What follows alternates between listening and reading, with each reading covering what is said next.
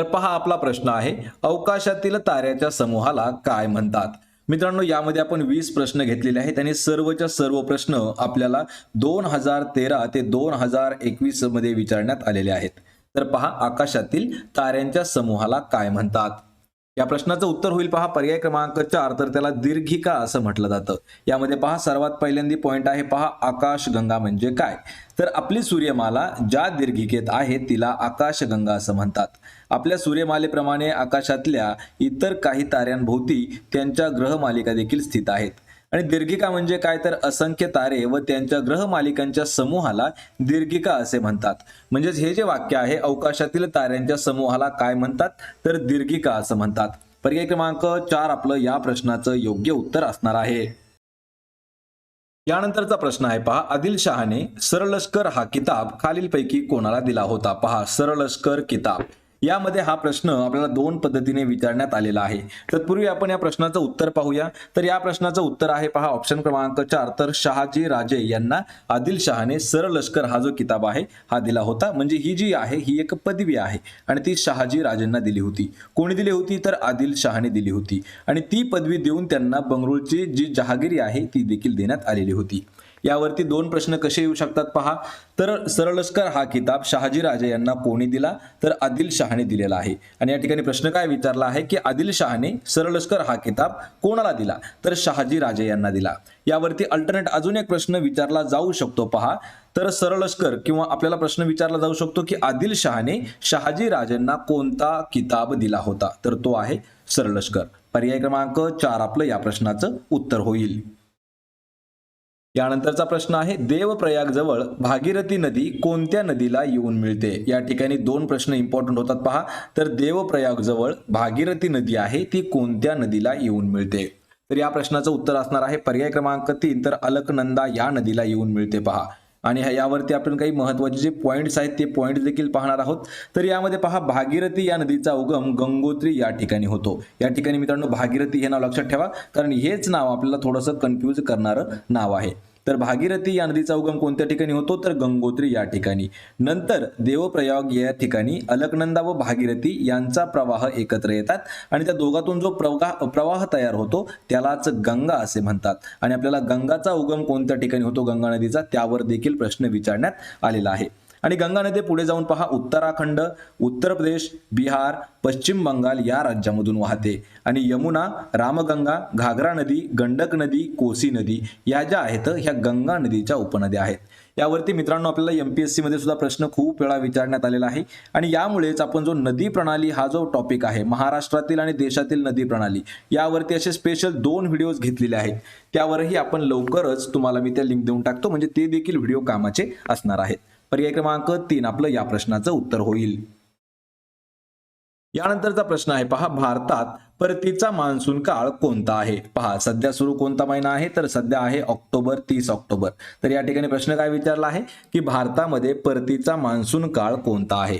तर मित्रांनो लक्षात ठेवायचे की परतीचा जो मान्सून काळ आहे तो आपल्या भारतामध्ये ऑक्टोबर आणि नोव्हेंबर हा असतो. पर्याय क्रमांक 2 आपलं या प्रश्नाचं योग्य उत्तर होईल. म्हणजेच ऑक्टोबर महिना आणि नोव्हेंबर महिना हा जो काळ आहे हा परतीचा मान्सूनचा काळ असतो. पर्याय क्रमांक 2. यानंतरचा प्रश्न आहे, 16व्या शतकाच्या उत्तरार्धात जनतेच्या हक्कांची पायमल्ली होऊ लागली, याचं मुख्य कारण काय आहे? मित्रांनो हे जे प्रश्न आहेत हे आपल्याला पहा, चौथीचं इतिहास ते आपल्याला विचारण्यात आले आहेत. पहा 12वीचा इतिहास यामध्ये हे प्रश्न विचारण्यात आले आहेत आणि सर्वच्या सर्व प्रश्न आपल्याला स्टेट बोर्डच्या पुस्तकातील विचारण्यात आलेले आहेत. त्यामुळे आपण स्टेट बोर्डच्या पुस्तकावरती एक सिरीज सुरू करणार आहोत. त्या देखील व्हिडिओ पाहून घ्यायचे आहेत. ते लवकरात लवकर आपण अपलोड करण्याची काळजी घेऊ. तर यामध्ये पहा प्रश्न काय आहे, 16व्या शतकाच्या उत्तरार्धामध्ये जनतेच्या हक्कांची पायमल्ली होऊ लागली, याचं मुख्य कारण काय होतं? तर त्या ठिकाणी पहा धर्मगुरूंचे कर्मकांड स्त्रोत जे आहे ते वाढलेलं होतं. म्हणजेच पर्याय क्रमांक 1 आपलं या प्रश्नाचं योग्य उत्तर होईल. त्या काळामध्ये जे धर्मगुरू आहेत त्यांनी कर्मकांड जे आहे ते वाढवण्यात आले होते. यानंतरचा प्रश्न आहे, यमुना पर्यटन मराठीतील पहिल्या कादंबरीचे लेखक खालीलपैकी कोण आहेत? यावरती मित्रांनो 2 प्रश्न हे तयार होतात. तत्पूर्वी या प्रश्नाचं उत्तर काय असणार आहे? ऑप्शन क्रमांक 4, तर बाबा पदमनजी हे जे आहेत हे यमुना पर्यटन या कादंबरीचे लेखक आहेत. यावरती 3 प्रश्न पहा. 3 प्रश्न कशा पद्धतीने तयार होतील. तर पहिला प्रश्न आहे की यमुना पर्यटन या कादंबरीचे लेखक कोण? तर बाबा पदमनजी हे जे आहेत हे यमुना पर्यटन याचे लेखक आहेत. या ठिकाणी अजून एक प्रश्न विचारला जाईल की मराठीतील पहिली कादंबरी कोणाची आहे? तर ती आहे पहा बाबा पदमनजी. आणि मराठीतील पहिली कादंबरी कोणती आहे? तर यमुना पर्यटन ही पहिली कादंबरी आहे. पर्याय क्रमांक 4 आपलं या प्रश्नाचं योग्य उत्तर होईल. आणि मित्रांनो हा प्रश्न आपल्याला मराठी व्याकरणामध्ये सुद्धा विचारण्यात आलेला आहे. यानंतरचा प्रश्न आहे गुजरातमधील विजयानिमित्त फतेपूर सिक्री या ठिकाणी बुलंद दरवाजा खालीलपैकी कोणी बांधला होता? या ठिकाणी आपल्याला 2 प्रश्न तयार आहेत पहा. 2 प्रश्न काय आहेत? पहिलं म्हणजे की फतेपूर सिक्री या ठिकाणी कोणता दरवाजा आहे? तर बुलंद दरवाजा आहे. तो कोणी बांधला आहे? तर तो बांधलेला आहे पहा अकबर बादशाहने बांधलेला आहे बुलंद दरवाजा. यामध्ये आधी महत्त्वाचे आपण पॉइंट्स पाहूया.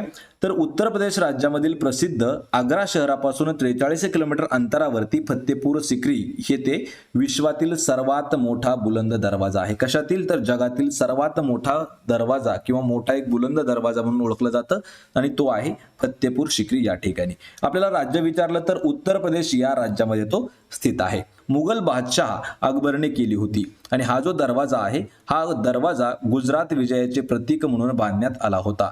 या दरवाजाची उंची 280 फूट एवढी असून हा जगातील सर्वात मोठा दरवाजा म्हणून याची नोंद करण्यात आलेली आहे. लक्षात ठेवायचे अकबर बादशाहने बांधला आहे आणि कधी बांधलेला आहे? कोणत्या ठिकाणी बांधलेला आहे? फतेपूर सिक्री या ठिकाणी. आणि राज्य कोणतं आहे? तर उत्तर प्रदेश. पर्याय क्रमांक 2 आपलं या प्रश्नाचं योग्य उत्तर होईल. यानंतरचा प्रश्न आहे पहा खालीलपैकी ऐतिहासिक शहर ओलान कोणत्या नदीकाठी वसलेले आहे? पहा महत्वाचा हा प्रश्न आहे पहा. एक ऐतिहासिक शहर आहे पहा ओलान नदीकाठी वसलेलं कोणतं आहे? तर या प्रश्नाचं योग्य उत्तर होईल पहा पर्याय क्रमांक 3 तर मिलान हे जे आहे पहा मिलान हे आपलं उत्तर असणार आहे. तर मिलान हे एक असं ऐतिहासिक शहर आहे ते ओलान या नदीच्या काठावरती वसलेलं आहे. प्रश्न विचारताना आपल्याकडून थोडीशी मिस्टेक झाली मित्रांनो, त्याला मी माफी मागतो. तर प्रश्न पहा काय आहे? तर मिलान हे जे शहर आहे हे ओलान या नदीच्या काठी वसलेलं आहे. या ठिकाणी पहा मिलानवरती काही पॉइंट आहेत. ओलान नदीकाठी वसलेलं शहर आहे आणि युरोप खंडातील देशांना भूमार्गाने जोडणारे एक केंद्र म्हणून ते ओळखले जाते. आणि या शहरामध्ये प्रसिद्ध ग्रंथालय तसेच लिओनार्डो द विन्सी यांचं संग्रहालय आहे. यानंतर दुसरं शहर आहे पहा महत्वाचं व्हेनिस. तर व्हेनिस हे जे शहर आहे या शहरातील वाहतूक मोठ्या प्रमाणामध्ये कालव्यामधून केली जाते म्हणून या शहराला कालव्यांचे शहर म्हणून ओळखलं जातं. यावरती इम्पॉर्टंट प्रश्न तयार होतो पहा कालव्यांचे शहर म्हणून कोणत्या शहराला ओळखलं जातं? आणि हा प्रश्न आपल्याला जागतिक लेवलवर विचारण्यात आलेला आहे. तर कालव्यांचे शहर हे जे आहे व्हेनिस या शहराला ओळखलं जातं. पर्याय 3 आपलं या प्रश्नाचं योग्य उत्तर होईल. यानंतरचा प्रश्न आहे 1954 साली पंचशील तत्वे कोणी मांडली होती? पहा या ठिकाणी 1954 या वर्षी पंचशील तत्वे मांडलेली होती. तर ती कोणी मांडलेली होती? लक्षात ठेवा पंडित जवाहरलाल नेहरू यांनी पंचशील तत्वे मांडलेली आहेत. कधी मांडलेले आहेत? 1954 या वर्षी. स्वतंत्र भारताचे पहिले पंतप्रधान आहेत पहा पंडित नेहरू. यांच्याविषयी काही महत्वाचे पॉइंट्स पहा या प्रश्नाविषयी. पंडित जवाहरलाल नेहरू यांनी 1954 साली पंचशील तत्वे मांडली होती आणि ही पंचशील तत्वे जी आहेत ही भारताच्या परराष्ट्र धोरणाचा एक प्रमुख आधारस्तंभ म्हणून होते. यामध्ये कोणते कोणते तत्वे आहेत हे पाहून घेऊया. तर पहा पहिलं तत्व काय आहे? एकमेकांच्या प्रादेशिक अखंडत्वाचा व सार्वभौमत्वाचा आदर करणे. दुसरं तत्व काय आहे? तर अन्य देशावर आक्रमण न करणे. तिसरं तत्व आहे अन्य देशांच्या अंतर्गत बाबीत ढवळाढवळ न करणे. चौथं कोणतं आहे? समानता आणि परस्परांचा लाभ होईल असे धोरण अवलंबणे. आणि पाचवं आहे शांततामय सहजीवन. हे जे आहेत ही 5 तत्वे आहेत म्हणजे त्यांना काय म्हटलं जातं? तर पंचशील तत्व म्हणून ओळखलं जातं. कोणी मांडले? पंडित जवाहरलाल नेहरू यांनी. पर्याय क्रमांक 2 आपलं या प्रश्नाचं उत्तर होईल. यानंतरचा प्रश्न आहे पहा छत्रपती शिवाजी महाराजांचे धाकटे पुत्र छत्रपती राजाराम महाराज यांच्या आज्ञावरून रामचंद्र पंत अमात्य यांनी कोणता ग्रंथ लिहिला होता? हा प्रश्न खूप महत्वाचा आहे पहा मित्रांनो. हा प्रश्न आपला स्टेट बोर्ड मध्ये सुद्धा विचारण्यात आलेला आहे आणि हा प्रश्न आपल्याला विचारण्यात आलेला आहे पहा महा टीईटी साठी सुद्धा 2019 मध्ये.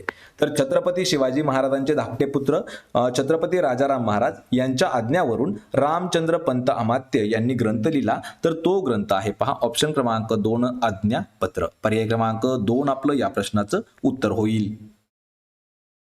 यानंतरचा प्रश्न आहे पहा, पृथ्वीवरील एखाद्या ठिकाणाचे नेमके स्थान निर्धारित करण्यासाठी खालीलपैकी कोणत्या प्रणालीचा वापर करण्यात येतो? हा प्रश्न टेक्नॉलॉजीच्या दृष्टीने देखील खूप महत्त्वाचा आहे.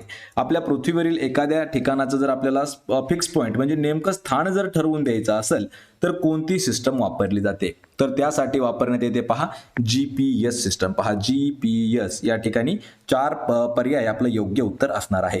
तर जीपीएसचा फुल फॉर्म काय होतो मित्रांनो? तर जीपीएसचा फुल फॉर्म होतो पहा ग्लोबल पोझिशनिंग सिस्टम. हा जो आहे हा जीपीएसचा फुल फॉर्म आहे, ग्लोबल पोझिशनिंग सिस्टम. पर्याय क्रमांक 4 आपलं या प्रश्नाचं उत्तर होईल. यानंतरचा प्रश्न आहे, क्षेत्रफळाच्या दृष्टीने महाराष्ट्रातील सर्वात मोठा जिल्हा कोणता आहे? या ठिकाणी हा प्रश्न खूप इम्पॉर्टंट आहे. क्षेत्रफळाच्या दृष्टीने महाराष्ट्र राज्यातील सर्वात मोठा जो जिल्हा आहे तो आहे ऑप्शन क्रमांक 3 अहमदनगर हा जिल्हा आहे. आणि मित्रांनो, ज्या वेळेस आपली परीक्षा असेल आणि असा जर प्रश्न विचारला तर अहमदनगर ऐवजी आपल्याला अहिल्यानगर, पहा अहिल्यानगर हे नाव आपल्याला पाहायला मिळणार आहे. कारण या ठिकाणी आपण मुद्दाम अहमदनगर घेतलेला आहे आणि अहिल्यानगर हे जे आहे हे अहमदनगरचं नवीन नाव आहे.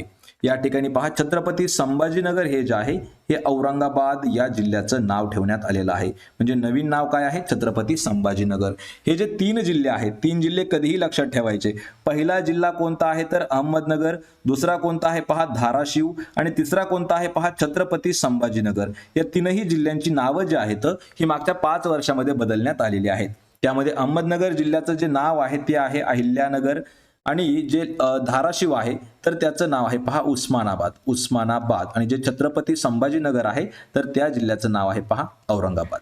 तर या ठिकाणी अजून काही आपण महत्त्वाचे पॉईंट पाहूया. पहा क्षेत्रफळाच्या दृष्टीने राजस्थान हे पहिल्या क्रमांकावरती आहे, मध्य प्रदेश हे दुसरं आणि महाराष्ट्राचा 3रा क्रमांक लागतो. आणि क्षेत्रफळात महाराष्ट्राचा सर्वात मोठा जिल्हा जो आहे तो आहे अहमदनगर म्हणजेच अहिल्यादेवी नगर आणि सर्वात लहान जिल्हा जो आहे तो आहे मुंबई शहर. पर्याय क्रमांक 3 आपलं या प्रश्नाचं योग्य उत्तर होईल.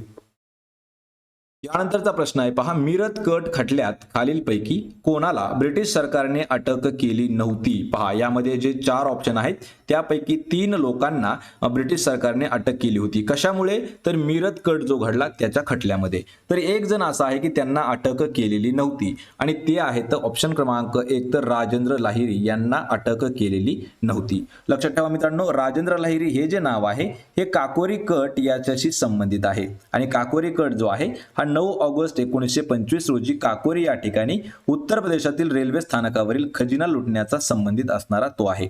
राजेंद्र लाहिरी यांना मीरत कट खटल्यामध्ये अटक करण्यात आलेली नव्हती. यामध्ये निळकंठ जोगळेकर, श्रीपाद डांगे आणि मुझफ्फर अहमद हे जे 3 आहेत हे मीरत खटल्यामध्ये सामील होते. म्हणजे त्यांना ब्रिटिश सरकारने त्या ठिकाणी अटक देखील केली होती. पर्याय क्रमांक 1 आपलं या प्रश्नाचं उत्तर होईल. यानंतरचा प्रश्न आहे पहा, महाराष्ट्र राज्याची स्थापना खालीलपैकी कोणत्या दिवशी झाली आहे? महाराष्ट्र राज्य याची जी स्थापना आहे सर्वात सोपा प्रश्न आहे. 1 मे 1960 ला महाराष्ट्र राज्याची स्थापना करण्यात आलेली आहे. मित्रांनो, वर्ष खूप महत्वाचं आहे. 1 मे 1960 रोजी. तर 1 मे हा जो दिवस आहे हा महाराष्ट्र दिन म्हणून साजरा केला जातो आणि हा कामगार दिन म्हणून देखील साजरा केला जातो. तर यापूर्वी महाराष्ट्राची ओळख जी आहे ही द्विभाषिक मुंबई अशी होती. द्विभाषिक राज्याची जी स्थापना आहे ही नोव्हेंबर 1956 साली करण्यात आलेली होती. द्विभाषिक राज्यामध्ये महाराष्ट्रातील 26 जिल्हे व कर्नाटक राज्यामधील बेळगाव, धारवाड, विजापूर आणि उत्तर कन्नड या 4 जिल्ह्यांचा समावेश होता.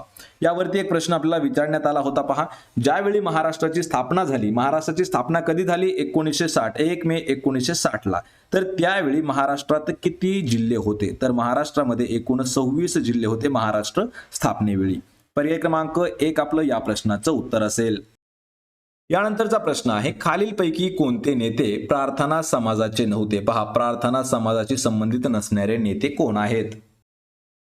तर या प्रश्नाचं योग्य उत्तर आहे पहा पर्याय क्रमांक 3 तर गोपाळ गणेश आगरकर, आगरकर हे जे आहेत हे प्रार्थना समाजाशी संबंधित येत नव्हते. यामध्ये दादोबा पांडुरंग तरखडकर, डॉक्टर आत्माराम पांडुरंग तरखडकर, वामन आबाजी मोदक, भाऊ महाजन यांनी 31 मार्च 1867 रोजी मुंबई या ठिकाणी प्रार्थना समाजाची स्थापना केलेली होती. यामध्ये लक्षात ठेवायचे गोपाळ गणेश आगरकर हे समाजाचे येत नव्हते. पर्याय क्रमांक 3 आपलं या प्रश्नाचं योग्य उत्तर होईल. यानंतरचा प्रश्न आहे, पंजाब राज्याचा राज्यपक्षी खालीलपैकी कोणता आहे? पंजाब राज्याचा राज्यपक्षी मित्रांनो, जेवढे काही आपल्या महाराष्ट्रामध्ये जवळपास 28 राज्य आहेत, या सर्व राज्यांचे राज्यपक्षी आपण एका शॉर्ट्स व्हिडिओमध्ये घेऊया, कारण यावरती परीक्षेमध्ये खूप वेळा प्रश्न विचारण्यात आलेला आहे. तर पंजाब राज्याचा जो राज्यपक्षी आहे तो आहे पहा बाज. पर्याय क्रमांक 2 म्हणजेच गरुड. पंजाबचा राज्यपक्षी लक्षात ठेवा, बाज म्हणजेच गरुड आहे. पंजाब राज्याचा प्राणी कोणता आहे, राज्य प्राणी, तर काळवीट आहे. महाराष्ट्र राज्याचा राज्यपक्षी कोणता आहे, तर हरियाल, जे की कबुतराचा एक प्रकार आहे. आणि महाराष्ट्र राज्याचा राज्य प्राणी शेकरू, जो की एका खारीचा प्रकार आहे. पर्याय 2 आपलं या प्रश्नाचं अचूक उत्तर होईल. यानंतरचा प्रश्न आहे पहा, राष्ट्रपती पदासाठी निवडणूक लढविणाऱ्या व्यक्तीने वयाची डॅश वर्ष पूर्ण केलेली असावीत. म्हणजे प्रश्न काय आहे, ज्या कोणाला राष्ट्रपती व्हायचं आहे तर त्याचं कमीत कमी किती वय असणं गरजेचं आहे. तर राष्ट्रपती होण्यासाठी कमीत कमी 35 वर्ष वय जे आहे हे असणं गरजेचं आहे. कलम 52 नुसार घटनेने राष्ट्रपती या पदाची निर्मिती केली आहे आणि कलम 53 नुसार राष्ट्राची सर्व कार्यकारी सत्ता ही राष्ट्रपतींना प्राप्त करून देण्यात आलेली आहे. यासाठी पात्रता काय आहे पहा, भारताचा नागरिकत्व असणं गरजेचं आहे आणि वय वर्ष 35 असणं गरजेचं आहे. कार्यकाल किती असतो, तर 5 वर्षांचा त्यांचा कार्यकाळ असतो. तर यामध्ये सध्याचे राष्ट्रपती कोण आहेत, ऑक्टोबर 2024 चालू आहे. तर सध्याचे राष्ट्रपती आहेत पहा द्रौपदी मुर्मू. द्रौपदी मुर्मू ह्या ज्या आहेत ह्या सध्याच्या राष्ट्रपती आहेत. आणि या प्रश्नाचं उत्तर काय होईल, तर ऑप्शन क्रमांक 4 35 वर्ष. यानंतरचा प्रश्न आहे, छत्रपती शिवाजी महाराजांनी मालवण जवळ कोणत्या बेटावरती सिंधुदुर्ग हा किल्ला बांधला आहे. या ठिकाणी 2 प्रश्न लक्षात ठेवा. सिंधुदुर्ग किल्ला कोणी बांधला, तर छत्रपती शिवाजी महाराज यांनी बांधलेला आहे. पहा मालवण जवळ कोणतं बेट आहे, तर त्या बेटाचं नाव आहे पहा कुर्टे बेट. पर्याय क्रमांक 1. तर कुर्टे या बेटावरती सिंधुदुर्ग हा किल्ला बांधलेला आहे छत्रपती शिवाजी महाराजांनी. पर्याय क्रमांक 1 आपलं या प्रश्नाचं योग्य उत्तर होईल.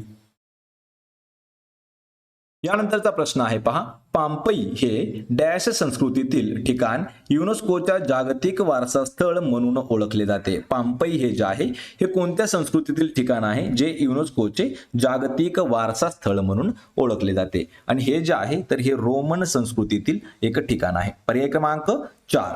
तर यामध्ये इम्पॉर्टन्स पॉइंट्स कोणते कोणते आहेत, ज्याला सांस्कृतिक व भौगोलिक दृष्ट्या प्रतिष्ठा महत्व आहे असे युनेस्कोने दिलेले जगातील एखादे स्थान जे की जागतिक वारसा स्थळ म्हणून ओळखले जाते.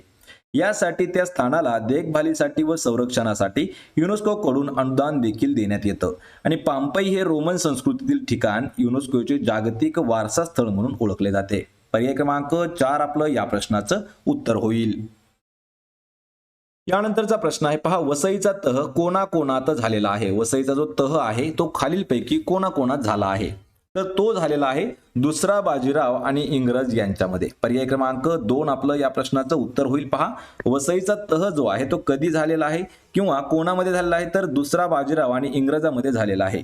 1872 साली सालबाईचा तह होऊन पहिली इंग्रज व मराठा युद्ध संपलं होतं. कधी, सालबाईचा तह कधी झाला, तर 1872 मध्ये.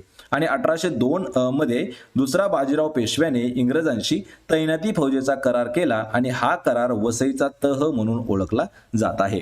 पर्याय क्रमांक 2 आपलं या प्रश्नाचं उत्तर होईल. तर पहा आपला प्रश्न आहे, तोरणा किल्ला डॅश खोऱ्यात आहे. मित्रांनो, प्रश्नाचं जर उत्तर येत असेल तर 3 ते 5 सेकंदामध्ये आपण प्रत्येक प्रश्नाचं उत्तर हे कमेंट करून द्यायचं आहे. जो तोरणा किल्ला आहे हा कोणत्या खोऱ्यात येतो, तर या प्रश्नाचं उत्तर होईल पहा पर्याय क्रमांक 3, तर कानद खोरे जे आहे तर या खोऱ्यामध्ये येतो तोरणा किल्ला. याविषयी काही आपण महत्त्वाचे पॉइंट्स देखील मित्रांनो पाहणार आहोत. तर यामध्ये पहा तोरणा किंवा त्यालाच अजून प्रचंडगड देखील म्हटलं जातं. म्हणजेच पुणे जिल्ह्यातला दुर्गकोटातील अतिदुर्ग व अतिविशाल म्हणून हा गड प्रसिद्ध आहे. कोणता, तोरणागड. छत्रपती शिवाजी महाराजांनी स्वराज्य स्थापन करत असताना इसवी सन 1647 मध्ये अगदी पहिलाच घेतलेला किल्ला म्हणजे तोरणा आहे. आपल्याला यावरती प्रश्न विचारला होता की छत्रपती शिवाजी महाराजांनी स्वराज्यातील पहिला कोणता किल्ला घेतला, तर तो होता पहा तोरणा किल्ला. वर्ष दिलं आहे 1647 या वर्षी. छत्रपती शिवाजी महाराजांनी हा किल्ला घेऊन स्वराज्याचे तोरण बांधले आहे, किंवा आपण त्याला म्हणू शकतो की हा किल्ला घेऊन त्यांनी स्वराज्य स्थापनेची सुरुवात केली होती. आणि याच तोरणा किल्ल्याला तोरण बांधले म्हणून याच किल्ल्याचे नाव तोरणा किल्ला असे ठेवण्यात आले आहे असं सांगण्यात येतं. आणि या गडावरती सापडलेले जे धन होतं तर त्या धनाचा उपयोग छत्रपती शिवाजी महाराजांनी राजगडाच्या बांधणीसाठी केला होता. या प्रश्नाचं उत्तर काय होतं, तर कानद खोऱ्यामध्ये हा किल्ला आहे. यानंतरचा प्रश्न आहे पहा, खग्रास सूर्यग्रहणाच्या जास्तीत जास्त किती कालावधी असतो किंवा खग्रास सूर्यग्रहण जो आहे त्याचा जास्तीत जास्त काळ किती असतो? या प्रश्नाचं उत्तर होईल पर्याय क्रमांक 1 तर 7 मिनिट 20 सेकंदाचा काळ असतो पहा खग्रास सूर्यग्रहणाचा. पर्याय क्रमांक 1 आपलं या प्रश्नाचं योग्य उत्तर होईल. यानंतरचा प्रश्न आहे, छोटा नागपूरचा पठाराचा सर्वाधिक भाग खालीलपैकी कोणत्या राज्यामध्ये आहे? छोटा नागपूर पठार जो आहे तर याचा सर्वात जास्त भाग जो आहे तो कोणत्या राज्यामध्ये आहे? या प्रश्नाचं उत्तर होईल पर्याय क्रमांक 4 तर झारखंड हे जे राज्य आहे तर झारखंडमध्ये येतो पहा छोटा नागपूरचा सर्वाधिक भाग. पर्याय 4 आपलं या प्रश्नाचं उत्तर होईल. यानंतरचा प्रश्न आहे पहा, उत्तर व दक्षिण भारतातील प्रत्यक्ष सीमारेषा म्हणून ओळखली जाणारी पर्वतरांग डॅश आहे. पहा उत्तर व दक्षिण भारतातील प्रत्यक्ष सीमारेषा म्हणून ओळखली जाणारी पर्वतरांग तर ती पर्वतरांग आहे पहा मित्रांनो पर्याय क्रमांक 4 विंध्य पर्वतरांग. यामध्ये जेवढे काही आपण 20 प्रश्न घेतलेले आहेत ते पूर्णचे पूर्ण प्रश्न आपल्याला प्रिव्हियस क्वेश्चन पेपर मधील घेतलेले आहेत. तर पहा विंध्य रांग ही जी रांग आहे ही उत्तर आणि दक्षिण भारताची सीमारेषा म्हणून ओळखली जाते. या रांगेचा जो विस्तार आहे तो गुजरातच्या पूर्व भागापासून ते बिहार पर्यंत पसरलेला आहे आणि या रांगेची उंची सुमारे 450 ते 600 मीटर एवढी आहे. या ठिकाणी आपल्याला लक्षात ठेवायचे त्याची उंची 450 ते 600 मीटर इतकी उंची आहे आणि कोठून कुठपर्यंत आहे याचा विस्तार तर गुजरातच्या पूर्व भागापासून ते बिहार पर्यंत विंध्य रांग जी आहे ती पसरलेली आहे. पर्याय क्रमांक 4 आपलं या प्रश्नाचं योग्य उत्तर होईल. यानंतरचा प्रश्न आहे पहा, शिवरायांनी खालीलपैकी कोणत्या किल्ल्याला प्रचंडगड असे नाव दिलेले आहे? मित्रांनो हा प्रश्न खूप महत्वाचा आहे पहा, कारण हा प्रश्न आपल्याला जे छत्रपती शिवाजी महाराज जे आहेत तर यांच्या जन्मावरती जेवढे काही प्रश्न विचारले जातात, स्वराज्यावरती काही प्रश्न विचारले जातात त्यामध्ये या प्रश्नाचा उल्लेख हा भरपूर वेळा करण्यात आलेला आहे. तर छत्रपती शिवरायांनी प्रचंडगड हे नाव कोणत्या किल्ल्याला दिलेलं आहे? या प्रश्नाचं उत्तर काय असणार आहे? पर्याय क्रमांक 3 तर तोरणा या गडालाच प्रचंड गड म्हणून देखील ओळखलं जातं. ऑप्शन क्रमांक 3 आपलं उत्तर होईल. यानंतरचा प्रश्न आहे पहा, भारतातील सर्वात मोठा लोकर उत्पादक प्रदेश डॅश आहे. या ठिकाणी आपण प्रदेश म्हणण्यापेक्षा कधी कधी आपल्याला पहा राज्य देखील विचारलं जातं. तर आपल्या भारतामध्ये सर्वात मोठा लोकर उत्पादक प्रदेश तो कोणता आहे तर तो येतो पहा ऑप्शन क्रमांक 2 तर राजस्थान हा प्रदेश आहे. राजस्थानसाठी अजून एक प्रश्न आपल्याला विचारला जातो की क्षेत्रफळाच्या दृष्टीने भारतातील सर्वात मोठं राज्य तर ते आहे पहा राजस्थान हे क्षेत्रफळाच्या दृष्टीने सर्वात मोठं आहे. आणि या ठिकाणी काय विचारलं आहे की लोकर उत्पादक प्रदेश कोणता आहे तर राजस्थान. लक्षात ठेवा राजस्थान हा भारतातील सर्वात मोठा लोकर उत्पादक प्रदेश आहे. या राजस्थानमध्ये चोकला, मारवाडी, मालपुरी, पुंगल या जातीच्या मेंढ्या या प्रदेशामध्ये खूप आढळतात. या देशातील एकूण लोकर उत्पादनापैकी 40 ते 50% लोकर ही फक्त आणि फक्त राजस्थान या राज्यामधून येते. बिकानेर ही आशिया खंडातील सर्वात मोठी लोकर बाजारपेठ आहे. ही जी शेवटचा पॉइंट आहे मित्रांनो हा खूप महत्वाचा आहे, कारण यावरती आपल्याला पोलीस भरती 2023, 2024 आणि हाच प्रश्न आपल्याला महा टीईटी मध्ये सुद्धा विचारण्यात आलेला आहे. बिकानेर ही जी आहे ही आशिया खंडातील सर्वात मोठी लोकर बाजारपेठ आहे. पर्याय क्रमांक 2 आपलं या प्रश्नाचं अचूक उत्तर असेल. यानंतरचा प्रश्न आहे, केवळ पावसाच्या पाण्यावर केल्या जाणाऱ्या शेतीला डॅश म्हणतात. पहा फक्त आणि फक्त पावसाच्या पाण्यावर जी शेती करतात ती शेती कोणती असते तर ती शेती असते ऑप्शन क्रमांक 2 जिरायती शेती. यामध्ये लक्षात ठेवा पाणी पुरवठ्यावर आधारित शेतीचे 2 प्रकार पडतात. यामध्ये पहिली आहे जिरायती आणि दुसरी आहे बागायत शेती. तर यामध्ये पहा जी जिरायत शेती आहे ती काय आहे, जी शेती फक्त पावसाच्या पाण्यावर अवलंबून असते तिला जिरायत शेती असे म्हणतात. आणि 2 नंबर आहे पहा बागायती शेती. तर बागायत शेती म्हणजे काय आहे, ज्यावेळी पावसाच्या पाण्याशिवाय जलसिंचनाने पाणी पुरवठा करून ती शेती केली जाते अशा शेतीला बागायती शेती म्हणतात. यामध्ये जिरायत आणि बागायत या 2 शेती ज्या आहेत मित्रांनो ह्या इम्पॉर्टंट आहेत आणि आपल्याला सरळ सरळ माहित असणं गरजेचं आहे की कोणती असते जिरायत आणि कोणती असते बागायत. पर्याय क्रमांक 2 आपलं या प्रश्नाचं उत्तर होईल. यानंतरचा प्रश्न आहे, पंचायती राज्य व्यवस्था निर्माण करण्याचा मुख्य उद्देश कोणता आहे? पहा पंचायत राज व्यवस्था जी आहे ती निर्माण करण्याचा मुख्य हेतू जो होता किंवा मुख्य उद्देश जो होता तो कोणता होता? तर या प्रश्नाचं उत्तर होईल पर्याय क्रमांक 1 तर राज्य कारभारामध्ये लोकांचा सहभाग वाढावा आणि ग्रामीण भागाचा विकास व्हावा हा जो आहे हा प्रमुख उद्देश होता. पहा कशाचा उद्देश होता? पंचायती राज व्यवस्था निर्माण करण्याचा प्रमुख उद्देश होता. पर्याय क्रमांक 1 आपलं या प्रश्नाचं उत्तर होईल. यानंतरचा प्रश्न आहे पहा, भारतीय संविधानाच्या सरनाम्यातील डॅश शब्दाचा अर्थ म्हणजेच राज्यप्रमुख हा निवडून आलेला असतो व त्याला ते पद वंश परंपरागत मिळत नाही. पहा, या ठिकाणी थोडंसं कन्फ्यूज करणारा हा प्रश्न आहे, पण हा प्रश्न आपल्याला प्रिव्हियस पेपरमध्ये विचारण्यात आला होता. भारतीय संविधानाच्या जो सरनाम्यामध्ये कोणता असा शब्द आहे, त्या शब्दाचा अर्थ राज्यप्रमुख हा निवडून आलेला असतो, त्याला ते जे पद आहे ते वंश परंपरागत मिळत नाही. तर तो शब्द कोणता आहे? तो शब्द आहे पर्याय क्रमांक 1 तर गणराज्य हा शब्द आहे. लक्षात ठेवा. सार्वभौम काय आहे? तर बाह्य नियंत्रण नसणाऱ्या व अंतर्गत क्षेत्रामध्ये सर्वश्रेष्ठ असणाऱ्या स्वतंत्रपणे आपला कारभार करणाऱ्या देशांना सार्वभौम असं म्हटलं जातं. पहा, म्हणजे भारत जो आहे तो सार्वभौम देश आहे. यानंतर दुसरा शब्द आहे पहा, स्वातंत्र्य. तर स्वातंत्र्य म्हणजे काय? तर भारतीय संविधानाने नागरिकांना भाषण आणि अभिव्यक्ती स्वातंत्र्य, संघटना उभारण्याचे स्वातंत्र्य, धार्मिक स्वातंत्र्य, व्यवसाय स्वातंत्र्य, संचार व वास्तव्य स्वातंत्र्य हे दिलेलं आहे. यामध्ये तिसरा घटक आहे तो म्हणजे आहे पहा, न्याय. तर विषमता दूर करून प्रत्येक व्यक्तीला विकासाची समान संधी देणे म्हणजे न्याय प्रस्थापित करणे होय. या प्रश्नाचं उत्तर काय असणार आहे? पर्याय क्रमांक 1 गणराज्य. यानंतरचा प्रश्न आहे पहा, डॅश हे जगातील सर्वात मोठे बेट आहे. पहा, खालीलपैकी कोणते जगामधील सर्वात मोठे बेट आहे? यामध्ये कन्फ्यूज होणारे आपल्याला दोन प्रश्न पडतात मित्रांनो. तर जगातील सर्वात मोठं बेट जर विचारलं आपल्याला तर पर्याय क्रमांक 3 तर ग्रीनलँड हे जे आहे हे जगातील सर्वात मोठं बेट आहे. यामध्ये कन्फ्यूज होण्यासारखं काय आहे पहा, तर या ठिकाणी आपल्याला जगातील सर्वात मोठे बेट विचारले आहे म्हणून ग्रीनलँड हे आपलं योग्य उत्तर असणार आहे. जर आपल्याला नदीपात्रातील सर्वात मोठे बेट विचारले असते तर त्याचं उत्तर काय आलं असतं? ब्रह्मपुत्रा नदीपात्रातील माजुली हे जे बेट आहे हे उत्तर त्याचं आलं असतं. कधी आलं असतं? ज्यावेळी आपल्याला नदीपात्रातील सर्वात मोठं बेट विचारलं असतं त्यावेळी. आणि सर्वात मोठा खंड कोणता आहे? तर आशिया. आणि सर्वात लहान खंड कोणता आहे? ऑस्ट्रेलिया. मित्रांनो लक्षात ठेवायचं, हे दोन कन्फ्यूज करणारे प्रश्न आपल्याला विचारले जाऊ शकतात. या प्रश्नाचं उत्तर काय आहे? पर्याय क्रमांक 3 तर ग्रीनलँड. यानंतरचा प्रश्न आहे पहा, पंचायत राजचा डॅश हा पायाभूत घटक आहे. पंचायत राज व्यवस्था जी आहे तर त्याचा पायाभूत घटक कोणता आहे? तर तो घटक येतो ऑप्शन क्रमांक 4 तर ग्रामपंचायत हा जो घटक आहे हा पंचायत राजचा पायाभूत असणारा घटक आहे. यामध्ये पहा, स्थानिक शासन संस्था ज्या आहेत यामध्ये दोन गट पडतात, ग्रामीण आणि शहरी. तर ग्रामीण मध्ये काय काय येतं? ग्रामपंचायत, पंचायत समिती आणि जिल्हा परिषद. आणि शहरी गटामध्ये काय काय येतं? नगरपंचायत, नगर परिषद आणि महानगरपालिका. आणि पंचायत राजचा पायाभूत घटक कोण आहे? तर ग्रामपंचायत हा पायाभूत घटक येतो. पर्याय क्रमांक 4 आपलं या प्रश्नाचं उत्तर होईल. यानंतरचा प्रश्न आहे, 1889 मध्ये पंडिता रमाबाई यांनी कोणत्या मिशनची स्थापना केली होती? वर्ष लक्षात ठेवायचे 1889. या वर्षी पंडिता रमाबाई यांनी कोणत्या मिशनची स्थापना केली? याचं उत्तर होईल पर्याय क्रमांक 2 तर मुक्ती मिशन याची स्थापना पंडिता रमाबाई यांनी केलेली आहे. कधी केलेली आहे?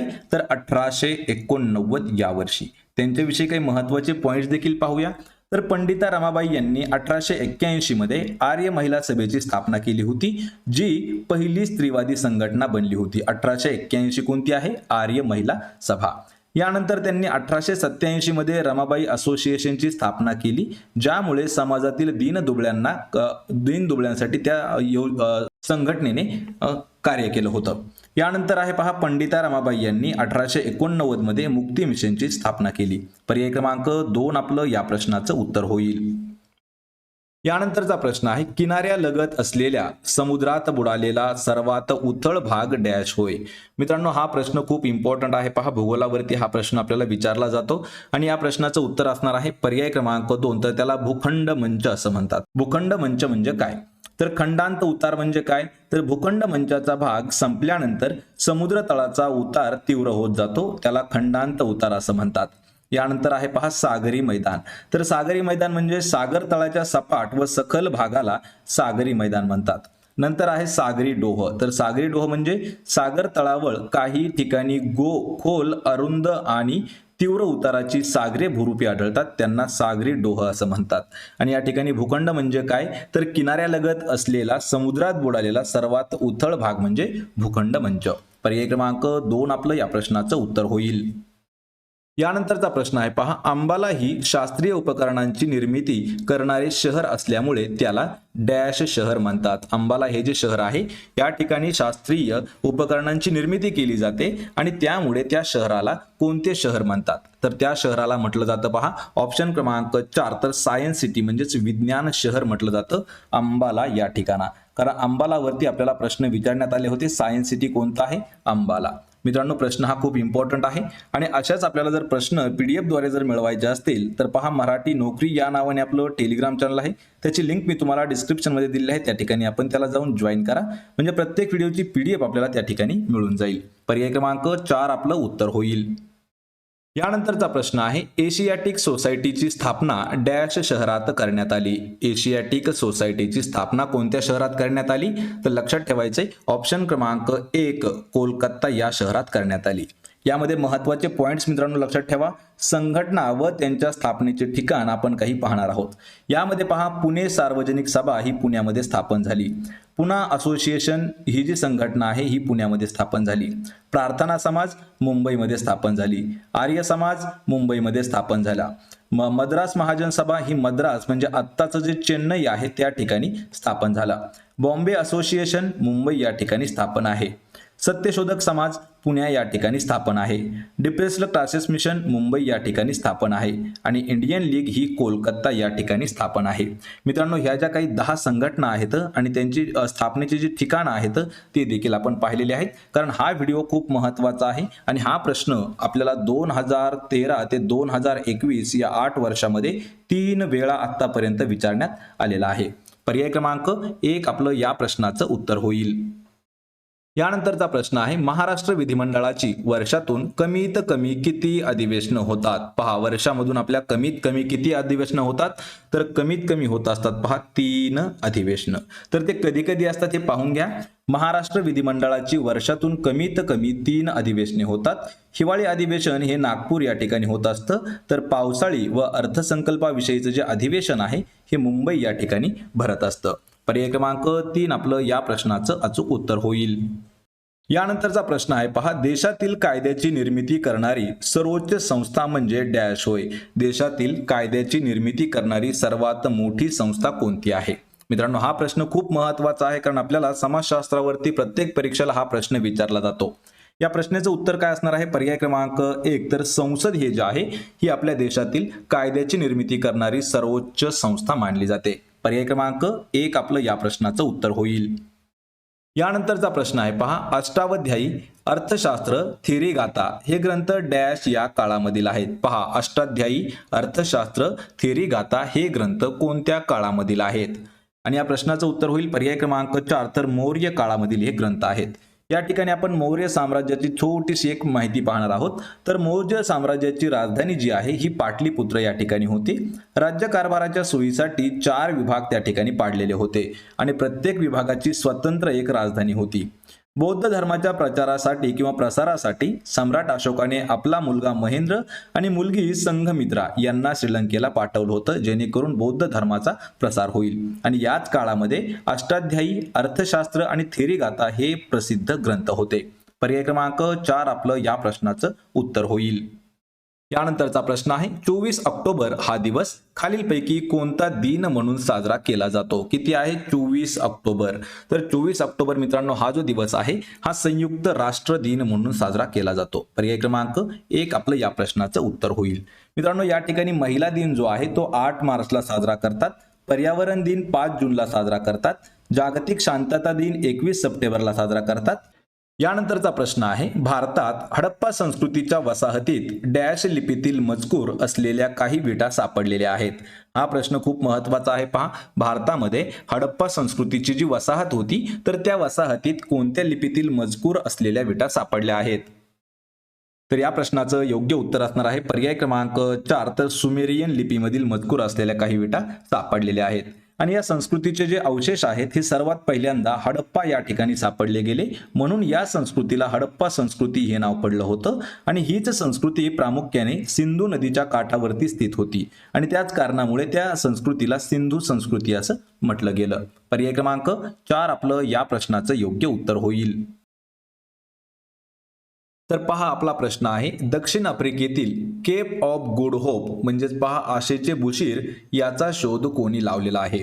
मित्रांनो, प्रश्नाचं जर उत्तर आलं तर 3 ते 5 सेकंदामध्ये आपण प्रत्येक प्रश्नाचं उत्तर हे कमेंट करून देत राहा, म्हणजे आपलं रिव्हिजन देखील याच व्हिडिओमध्ये होऊन जाईल. पहा, आफ्रिकेतील केप ऑफ गुड होप, त्याला मराठीत म्हणतात पहा आशेचं बुशीर, याचा शोध कोणी लावला? तर शोध लावलेला याचा पर्याय क्रमांक 4 तर बार्थोलोम्यू डॉयस यांनी शोध लावलेला आहे. ऑप्शन क्रमांक 4 आपलं या प्रश्नाचं योग्य उत्तर होईल. यानंतरचा प्रश्न आहे, महाराष्ट्रात खालीलपैकी कोणत्या ठिकाणी भात संशोधन केंद्र नाही? लक्षात ठेवा, प्रश्न मित्रांनो हा देखील खूप महत्वाचा आहे. पोलीस भरतीमध्ये आपल्याला हा प्रश्न 8 वेळापेक्षा जास्त विचारण्यात आलेला आहे आणि टीईटी साठी हा प्रश्न 3 वेळा विचारण्यात आलेला आहे. या प्रश्नाचं उत्तर असणार आहे ऑप्शन क्रमांक 4 तर अलिबाग. लक्षात ठेवा, यामध्ये कर्जत, खोपोली आणि रत्नागिरी या तीनही ठिकाणी महाराष्ट्राचं शासनाचं भात संशोधन केंद्र आहे. अलिबाग या ठिकाणी येत नाही, म्हणजेच पर्याय क्रमांक 4 आपलं या प्रश्नाचं उत्तर होईल. यानंतरचा प्रश्न आहे, डॅश संस्थानावरील लढाईची योजना ऑपरेशन पोलो या सांकेतिक नावाने ओळखले जाते. या ठिकाणी पहा, ऑपरेशन पोलो नेमकं काय होतं यावरती आपल्याला प्रश्न विचारण्यात आलेला आहे आणि जे ऑपरेशन पोलो, ऑपरेशन ढांगू हे जे आहेत यावरती सुद्धा आपल्याला 2 वेळा वेगवेगळे प्रश्न विचारण्यात आलेले आहेत. तर मित्रांनो, या प्रश्नाचं उत्तर असणार आहे पर्याय क्रमांक 3 तर हैदराबाद संस्थानावरील जी लढाईची योजना आखली होती तर तिला ऑपरेशन पोलो हे सांकेतिक नाव देण्यात आलेलं होतं. 13 सप्टेंबर 1948 रोजी पहाटे 4 वाजता संस्थानविरुद्ध पोलीस ऍक्शन म्हणजेच पोलीस किंवा ऑपरेशन पोलोची कारवाई त्या ठिकाणी करण्यात आलेली होती. पर्याय क्रमांक 3 आपलं या प्रश्नाचं योग्य उत्तर होईल. यानंतरचा प्रश्न आहे, महाराष्ट्रातील खालीलपैकी कोणत्या किल्ल्यावर तोरणजाई देवीचे मंदिर आहे? पहा, तोरणजाई देवीचे मंदिर खालीलपैकी कोणत्या किल्ल्यावरती आहे? तर आपल्याला देवीच्या नावावरूनच समजून जाईल. पहा मित्रांनो, ऑप्शन क्रमांक 1 तर तोरणा या किल्ल्यावरती आहे पहा तोरणजाई देवीचे मंदिर. ऑप्शन क्रमांक 1 आपलं या प्रश्नाचं उत्तर होईल. यानंतरचा प्रश्न आहे, नागपूर आणि चंद्रपूर जिल्ह्यात डॅश प्रकारचा कोळसा आढळतो? या ठिकाणी हा प्रश्न भूगोलाच्या दृष्टीने खूप महत्वाचा आहे. पहा, महाराष्ट्राचा भूगोल यावरती हा प्रश्न आपल्याला खूप वेळा विचारण्यात आलेला आहे. नागपूर आणि चंद्रपूर या 2 जिल्ह्यांमध्ये कोणत्या प्रकारचा कोळसा आहे? तर तो आहे पर्याय क्रमांक 1 बिटुमिनस नावाचा कोळसा. या ठिकाणी पहा, जे हार्थ्रासाइड आहे यामध्ये सर्वोच्च प्रतीचा किंवा उच्च प्रतीचा कोळसा असून यामध्ये कार्बनचं जे प्रमाण आहे ते 90 ते 95% एवढं आहे. यानंतर आहे पहा ब्युटुमिनस, तर यामध्ये कार्बनचं प्रमाण 70 ते 80% एवढं येतं आणि हा जो कोळसा आहे ब्युटुमिनस तर हा नागपूर आणि चंद्रपूर या जिल्ह्यामध्ये मोठ्या प्रमाणात आढळतो. यानंतर आहे पहा लिग्नाइट, तर लिग्नाइट यामध्ये कार्बनचं प्रमाण हे 50 ते 60% एवढं असतं आणि सर्वात शेवटी आहे पीठ कोळसा, तर यामध्ये या कार्बनचं प्रमाण किती असतं 30 ते 40% एवढं. पर्याय क्रमांक 1 आपलं या प्रश्नाचं उत्तर होईल. यानंतरचा प्रश्न आहे पहा, नकाशाच्या उजव्या कोपऱ्यात बाणाच्या सहाय्याने कोणती दिशा दर्शवली जाते? कोणताही नकाशा घ्या मित्रांनो, ज्यावेळी आपण भारताचा पूर्ण नकाशा घेतो किंवा कोणताही नकाशा घ्या तर त्या नकाशाच्या उजव्या कोपऱ्यामध्ये बाणाच्या सहाय्याने एक दिशा दर्शवली जाते, तर ती दिशा कोणती असते? तर ती दिशा असते ऑप्शन क्रमांक 3 तर उत्तर दिशा बाणाने दाखवली जाते. लक्षात ठेवा, नकाशा कोणताही नकाशा असू द्या त्या नकाशामध्ये नेहमी उत्तर दिशा ही एकच दिशा दाखवली जाते. पर्याय क्रमांक 3 आपलं या प्रश्नाचं योग्य उत्तर होईल. यानंतरचा प्रश्न आहे, अंदमान बेटाच्या पूर्व भागातील मध्यभागी असलेल्या डॅश बेटावर भारतातील एकमेव जिवंत ज्वालामुखी स्थित आहे. या ठिकाणी हा प्रश्न खूप महत्वाचा आहे. आतापर्यंत सरळ सेवेमध्ये हा प्रश्न जवळपास 16 ते 18 वेळा विचारण्यात आलेला आहे. प्रश्न आपल्याला वेगवेगळ्या पद्धतीने विचारला जातो, पण या ठिकाणी प्रश्न परत एक वेळा सांगतो, अंदमान बेटाच्या पूर्व भागातील मध्यभागी असलेलं असं कोणतं बेट आहे की त्या बेटावरती भारतामधील एकमेव जिवंत ज्वालामुखी स्थित आहे? तर ते बेट आहे पर्याय क्रमांक 2 बॅरन बेट. तर बॅरन बेटावरती एक जिवंत ज्वालामुखी आहे. ऑप्शन क्रमांक 2 आपलं या प्रश्नाचं उत्तर होईल. यानंतरचा प्रश्न आहे, कोणत्या नदीच्या काठी वसलेले उज्जैन शहर कुंभमेळ्यासाठी प्रसिद्ध आहे? पहा, कुंभमेळा उज्जैन या शहरामध्ये देखील भरतो आणि उज्जैन हे जे शहर आहे हे कोणत्या नदीच्या काठावरती वसलेलं आहे? या प्रश्नाचं उत्तर होईल पर्याय क्रमांक 4 तर क्षिप्रा नदीच्या काठावरती उज्जैन शहर जे बसलेलं आहे आणि हे कुंभमेळ्यासाठी प्रसिद्ध आहे. यामध्ये अजून काही असे शहर आहेत आणि नद्या आहेत की त्या काठावरती ते बसलेले आहेत. यामध्ये गोदावरी नदीच्या काठावरती वसलेले शहर पहा, नाशिक आहे, कोपरगाव आहे, पैठण आहे आणि नांदेड आहे. नंतर कृष्णा नदी, तर कराड, सांगली, मिरज आणि औदुंबर. नाग नदीच्या काठावरती नागपूर हे शहर वसलेलं आहे. आणि इंद्रायणीच्या नदीच्या काठी आळंदी आणि देहू हे शहर वसलेले आहेत. यामध्ये मित्रांनो इंद्रायणी नदीच्या काठी आळंदी जे देहू आहेत हे पोलीस भरतीमध्ये खूप वेळा विचारण्यात आलेला प्रश्न आहे. सोबतच नागपूर हे कोणत्या नदीच्या तीरावरती वसलेलं आहे, तर नाग नदी. आणि या ठिकाणी उज्जैन हे जे शहर आहे हे क्षिप्रा नदीच्या काठावरती आहे. पर्याय क्रमांक 4 आपलं या प्रश्नाचं योग्य उत्तर होईल. यानंतरचा प्रश्न आहे, माजुली हे नदीच्या पात्रातील जगातील सर्वात मोठे बेट कोणत्या नदीच्या पात्रामध्ये स्थित आहे? मित्रांनो हा प्रश्न खूप इम्पॉर्टंट आहे. पहा, मागच्या व्हिडिओमध्ये आपण पाहिलं की जगातील सर्वात मोठं बेट कोणतं, आणि या ठिकाणी प्रश्न आहे की माजुली हे नदी पात्रातील जगातील सर्वात मोठं बेट आहे ते कोणत्या नदीच्या पात्रात आहे? तर ती नदी आहे ऑप्शन क्रमांक 4 तर ब्रह्मपुत्रा नदीच्या पात्रामध्ये आहे. माजुली हे जगातील सर्वात मोठं नदी पात्रातील बेट. लक्षात ठेवा, या ठिकाणी याचे जे पॉइंट्स आहेत मित्रांनो ते खूप इम्पॉर्टंट असणार आहेत. जगातील सर्वात मोठं बेट जे आहे ते ग्रीनलँड आहे, परंतु ज्या ठिकाणी आपल्याला नदी पात्रातील बेट असं विचारलं जातं त्या ठिकाणी माजुली हे आपलं योग्य उत्तर असणार आहे. कारण ग्रीनलँड हे जे आहे हे महासागरातील बेट आहे आणि नदी पात्रातील माजुली हे सर्वात मोठं बेट आहे आणि हे जे आहे हे ब्रह्मपुत्रा नदीच्या पात्रात येतं. पर्याय क्रमांक 4 आपलं या प्रश्नाचं उत्तर होईल.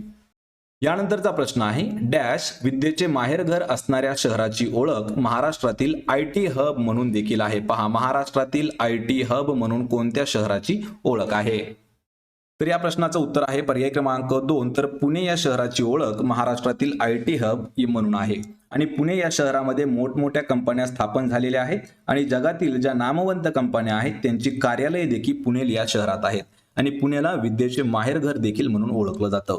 पर्याय क्रमांक 2 आपलं या प्रश्नाचं उत्तर होईल पुणे.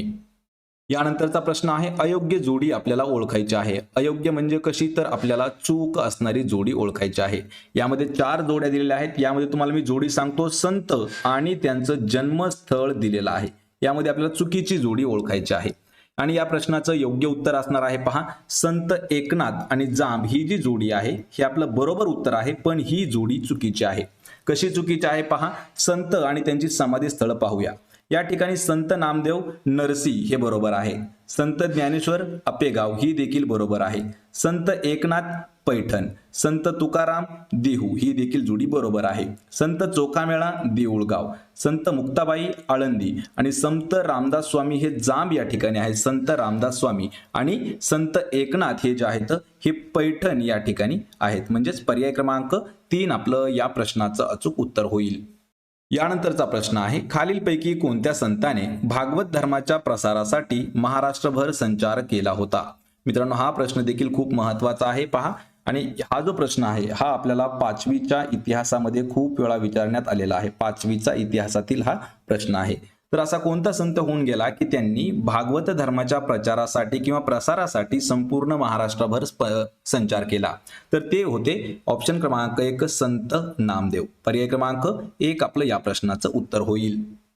यानंतरचा प्रश्न आहे, डॉक्टर बाबासाहेब आंबेडकरांनी लिहिलेला कोणता ग्रंथ त्यांच्या निधनानंतर प्रसिद्ध करण्यात आला होता? पहा, BR आंबेडकर यांनी खूप ग्रंथ लिहिले, त्यापैकी असा कोणता ग्रंथ आहे की तो त्यांच्या निधनानंतर प्रकाशित किंवा प्रसिद्ध झाला?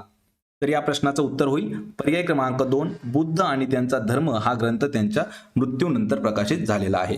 या ठिकाणी मित्रांनो आपल्याला एक प्रश्न असा विचारला होता, प्रॉब्लेम ऑफ रुपी या पुस्तकाचे लेखक कोण आहेत? लक्षात ठेवायचे, प्रॉब्लेम ऑफ रुपी हे पुस्तक डॉक्टर बाबासाहेब आंबेडकर यांचं आहे. पर्याय क्रमांक 2 आपलं या प्रश्नाचं योग्य उत्तर असणार आहे. बुद्ध आणि त्यांचा धम्म हा जो पुस्तक आहे किंवा हा जो ग्रंथ आहे हा बाबासाहेब आंबेडकरांच्या निधनानंतर प्रसिद्ध झालेला आहे. यानंतरचा प्रश्न आहे, वर्षातील कोणत्या महिन्यात संपूर्ण महाराष्ट्रात गडगडाटी वादळे येतात? या ठिकाणी प्रश्न खूप कन्फ्यूज करणारा हा प्रश्न आहे.